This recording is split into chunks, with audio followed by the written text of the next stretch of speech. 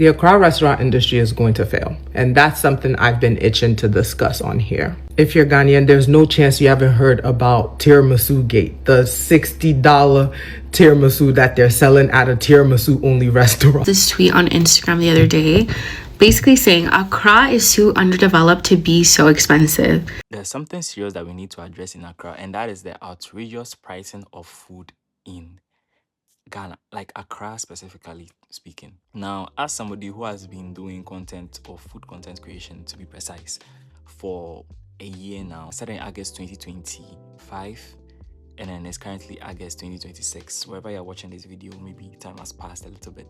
Now, the whole concept of pricing food is such that the average Ghanaian cannot afford it unless it's a special location where they have to gather up resources for weeks before they can come to your restaurant to eat. Is quite terrible. It would be understandable if you are looking at restaurants like Kimpiski or like the restaurant in Kimpiski, which is a hotel, or looking at some of the high-end restaurants that are around. But when we look at restaurants that are popping up, maybe they are selling matcha, maybe they are selling boba, maybe they are selling loaded fries and other stuff, and they keep pricing things in exorbitant ways, it makes it very, very difficult as a group of people, very, very difficult to be able to afford these restaurants. And it makes you wonder if these restaurants are legit, like they exist to sell food, or maybe they are a front for something else. So the first reason as to why food is expensive in Ghana is money laundering. There have been a whole bunch of restaurants popping up in East Legon and cantonments, and bro, they're all serving the same bullshit, garbage, dog shit, and loaded fries and all that, but they're all serving the same bullshit to us. Now, I'm going to avoid mentioning specific restaurants over here, but then let's look at, for example, the case about the 600 Cedis tiramisu. Now, tiramisu is I believe it's an Italian dish, and it's basically like cake but with less effort than you would make cake. So it's like a no-bake cake, like a cheesecake, something of that sort. So it involves I've forgotten the name of the cheese. I'll just put it over here. Whenever I mention it, whenever I put it in my mind, it just goes. So it involves that cream, which is said to be quite expensive. Some people have said that it's 250 cedis here in Accra. I've watched people make this stuff, and when you look at the price breakdown, it makes you wonder if it is actually worth 600 cedis. So let's take the kaspakun, the cheese that we are talking about that they use. I'm still struggling to remember it.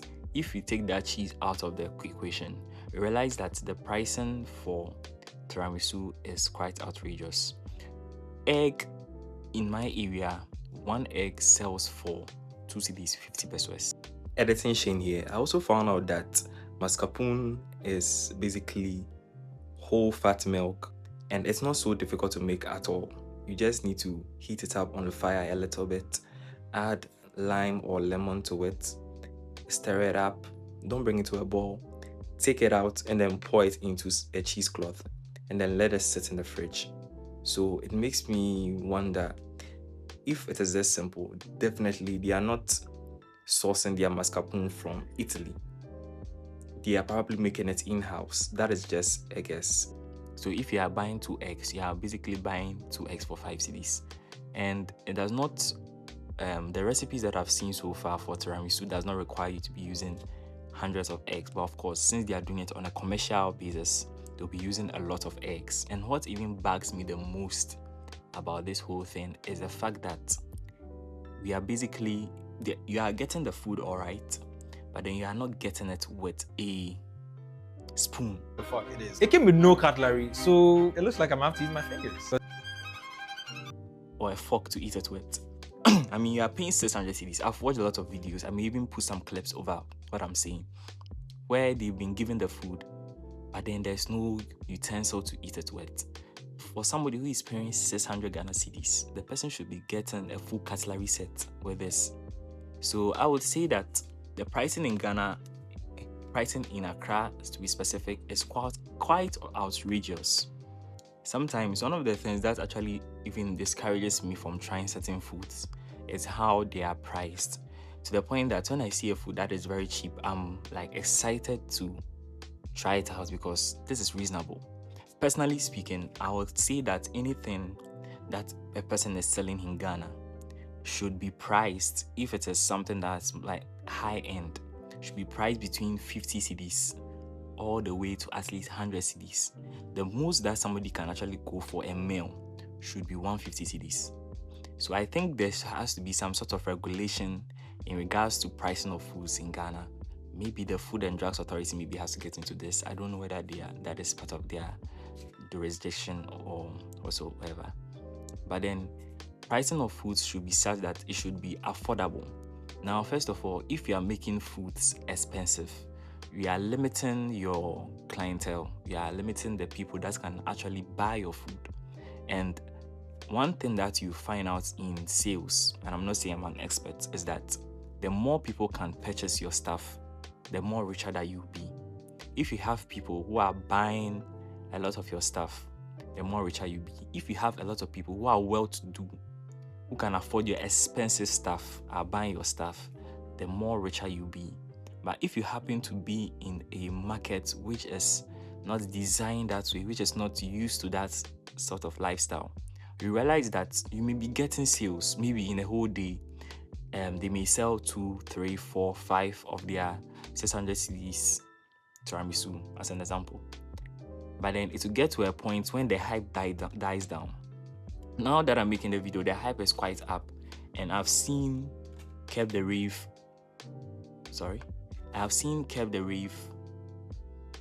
buy their tiramisu to taste it out. I've seen the honest reviewer, Greater Kese, buy their tiramisu to review it. So if anything at all, the influencers, the food influencers or the influencers in general will try it out to see what's the hype about.